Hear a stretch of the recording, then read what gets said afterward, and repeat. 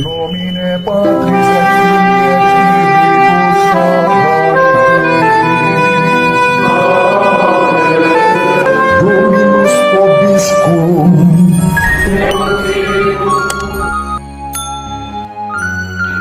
Sahabat peradaban kasih ekologis yang terkasih, selamat berjumpa dalam renungan harian bersama saya Romo Alois Budi Purnomo PR melalui channel ini. Semoga panjenengan selalu sehat, tetap semangat tanpa sambat, selalu bahagia, kebahagiaan yang bersumber dari Tuhan Allah kita. Mari kita awali perjumpaan kita dengan bersatu di dalam doa. Allah Bapa yang Maha Pengasih dan Penyayang, Engkau tidak mengendaki kematian orang berdosa, justru mengendaki pertobatannya, sehingga pertobatan itu membuahkan kehidupan yang baru, yang penuh berkah, bukan hanya bagi yang bertobat, tetapi bagi siapapun yang terkait dengan kehidupan kami. Syukur bagimu atas kasih kerahiman yang selalu kau nyatakan kepada kami. Semoga kami menerapkan prinsip iman ini dalam kehidupan sosial kemasyarakatan kami, sehingga kami boleh menjadi pembawa damai satu terhadap yang lain. Demi Yesus Kristus, Putramu Tuhan dan pengantara kami yang hidup dan berkuasa bersama Dikau dalam persatuan Roh Kudus, Allah yang Maha Esa, sepanjang segala masa. Amin. Sahabat peradaban kasih ekologis yang terkasih, mari kita baca bacaan yang pertama dari kitab Nabi Yeheskiel bab 18 ayat 21 sampai 28. Beginilah Tuhan Allah berfirman, jikalau orang fasik bertobat dari segala dosa yang dilakukannya dan berpegang pada segala ketetapanku, serta melakukan keadilan dan kebenaran, ia pasti hidup, ia tidak akan mati. Segala durhaka yang dibuatnya tidak akan diingat-ingat lagi. Ia akan hidup karena kebenaran yang dilakukannya. Adakah aku berkenan kepada kematian orang fasik?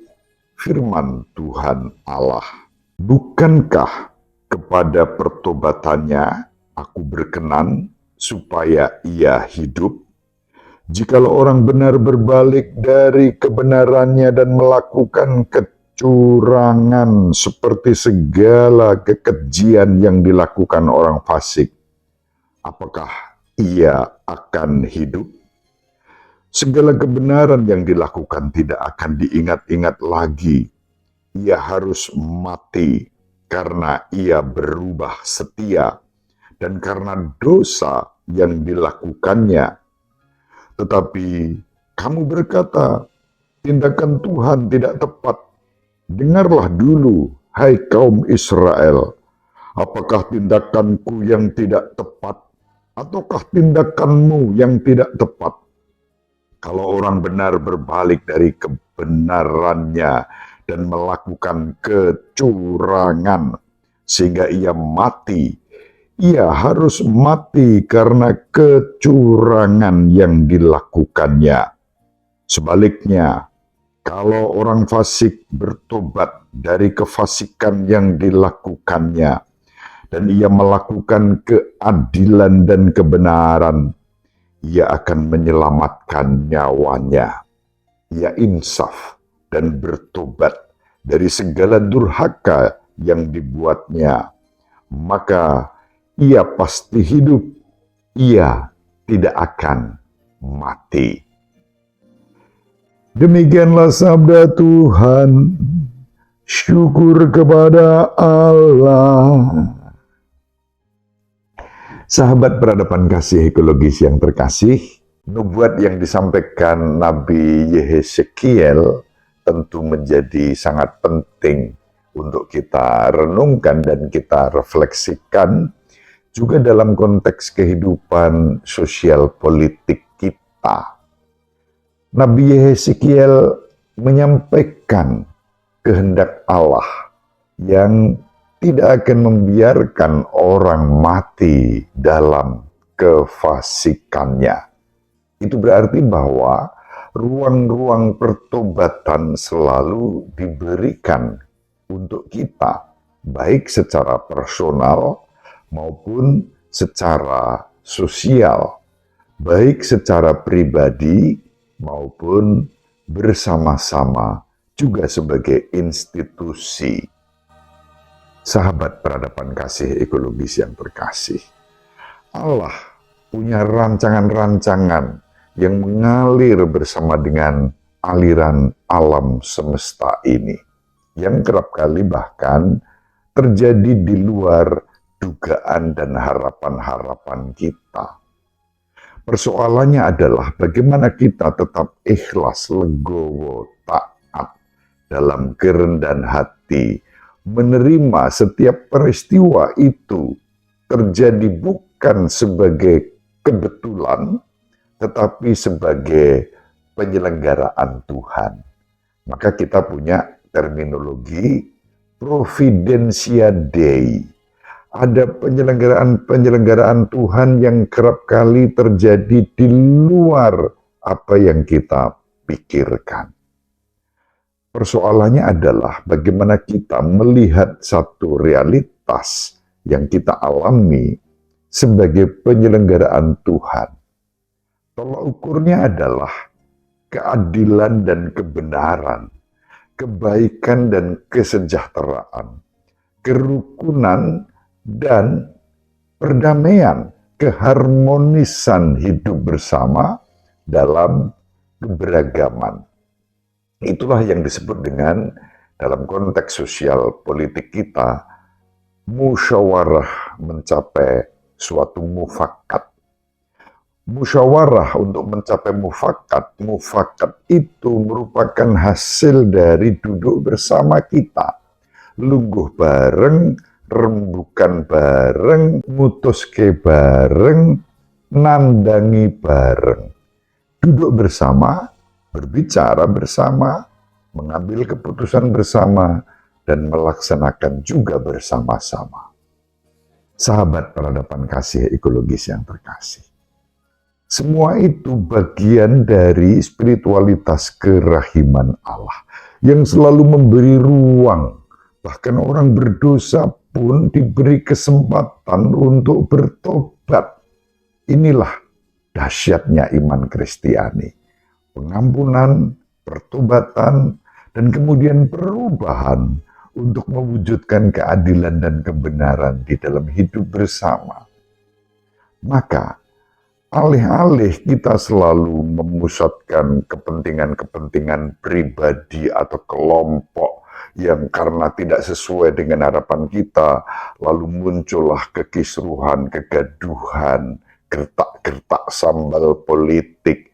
Semua itu untuk apa? Bukan untuk kesejahteraan rakyat.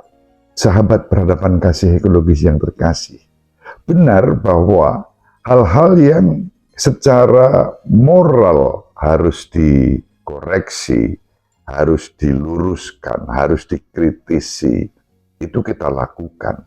Tetapi kita melakukan bukan dengan kebencian, bukan dengan dendam, bukan dengan kemarahan, melainkan dengan kasih. Itulah DNA kehidupan masyarakat kita. Terlebih sebagai murid-murid Kristus, DNA kasih dan pengampunan itu yang harus diutamakan. Sebab Allah tidak mengendaki kematian orang fasik, melainkan pertobatannya agar memperoleh kehidupan yang diberkati oleh Tuhan. Sahabat peradaban kasih ekologis yang terkasih, ini juga yang diwartakan di dalam Injil. Yesus sendiri bersabda bahwa seluruh ibadah kita itu tidak akan ada maknanya sama sekali kalau kita sendiri secara sosial tidak mengalami perdamaian. Kita baca apa yang dikatakan Yesus dalam Injil Matius bab 5 ayat 20 sampai 26. Dalam khotbah di bukit, Yesus bersabda kepada murid-muridnya, "Jika hidup keagamaanmu tidak lebih benar daripada hidup keagamaan ahli-ahli Taurat dan orang-orang Farisi yang seringkali merasa benar sendiri lalu mencari-cari cara untuk bikin keributan terus-menerus dengan Yesus, kalian tidak akan masuk ke dalam kerajaan surga. Kalian telah mendengar apa yang difirmankan kepada nenek moyang kita, jangan membunuh. Siapa yang membunuh harus dihukum. Tetapi aku berkata kepadamu, setiap orang yang marah terhadap saudaranya harus dihukum. Barang siapa berkata kepada saudaranya, kafir, harus dihadapkan ke mahkamah agama. Dan siapa yang berkata, jahil, harus diserahkan ke dalam neraka yang menyala-nyala. Sebab itu, jika engkau mempersembahkan persembahan di atas mezbah dan engkau teringat akan sesuatu yang ada dalam hati saudaramu terhadap engkau, tinggalkanlah persembahan di depan mezbah itu dan pergilah berdamai dahulu dengan saudaramu, lalu kembali untuk mempersembahkan persembahan itu. Segeralah berdamai dengan lawanmu selama engkau bersama-sama dengan dia di tengah jalan, supaya lawanmu itu jangan menyerahkan engkau kepada hakim, dan hakim itu menyerahkan engkau kepada pembantunya, dan engkau dilemparkan ke dalam penjara. Aku berkata kepadamu, sesungguhnya engkau tidak akan keluar dari sana sebelum engkau membayar utangmu sampai lunas. Demikianlah sabda Tuhan. Terpujilah Kristus. Sahabat peradaban kasih ekologis yang terkasih, makin jelas apa yang dikatakan Yesus. Bahkan ketika kita mengatakan maaf, kafir, jahil, termasuk bilang tolol ke orang lain, apalagi itu seorang pribadi yang dalam arti tertentu mempunyai disposisi sebagai kepala negara misalnya, tentu itu tidak bisa dibenarkan. Injil jelas, maka kita tidak boleh mengembangkan sikap balas dendam. Alih-alih kita dipanggil untuk selalu mengutamakan dan mengedepankan perdamaian, harmonis. Hidup damai harmonis bukan yang dibuat-buat, bukan yang palsu, tetapi betul-betul yang lahir dari ketulusan, dari kerendahan hati, dari kejujuran. Sahabat peradaban kasih ekologis yang terkasih, itulah yang dalam arti tertentu menjadi perjuangan kita secara sosial politik, juga dalam kehidupan bersama. Baik sebagai umat beriman, orang-orang Katolik, maupun juga sebagai warga masyarakat. Semoga kita menjadi tanda persatuan di tengah-tengah perpecahan, menjadi tanda cinta kasih di tengah-tengah kebencian, menjadi tanda pengampunan di tengah-tengah semangat balas dendam, dan kita menghadirkan hidup dalam peradaban kasih ekologis. Semoga bermanfaat. Ibu Maria selalu mendoakan kita, Bapak Yusuf merestui kita dengan keheningannya. Semoga panjenengan semua sahabat peradaban kasih ekologis yang terkasih bersama seluruh anggota keluarga dimanapun berada, dibimbing, dilindungi, dan diberkati oleh Allah yang Maha Kuasa, Bapa dan Putra dan Roh Kudus. Amin.